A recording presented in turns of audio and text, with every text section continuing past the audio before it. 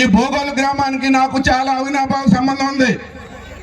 నేను ఎమ్మెల్యే అయిన 5వ రోజే 450 ఎకరాలు ఇక్కడ అడిగి భూమి 5 ఎకరాల కాడికి పట్టా కాడికి ఇచ్చేసి ఈ భూమి అంతా పట్టా ఉందండి, పాస్బుక్ ఉంది, టైటిల్ డీడ్ ఉందని ఈ పేదల నోట్లో మట్టి కొడితే నేను వెంటనే టేకప్ చేశా. ఫైల్ ఢిల్లీ పుచ్చుకెళ్ళా.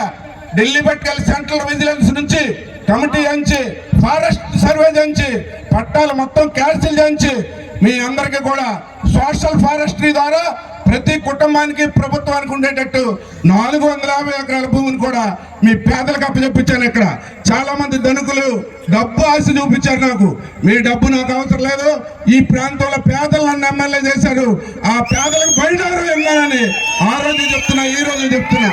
ఇవాళ వాటిలో యూకలిప్టస్ ఉన్నా, జీడి తోటలున్నా పేదలు అనుభవిస్తున్నారంటే మీ ఓటు హక్కును సద్వినియోగంగా ఉపయోగించుకున్నారు కాబట్టి చేయగలిగాం. అలాగే ఇవాళ ఈ చింతలపూడి తాలూకాలో కూడా ఒక మంచి అభ్యర్థికి చంద్రబాబు నాయుడు గారు టికెట్ ఇస్తారు.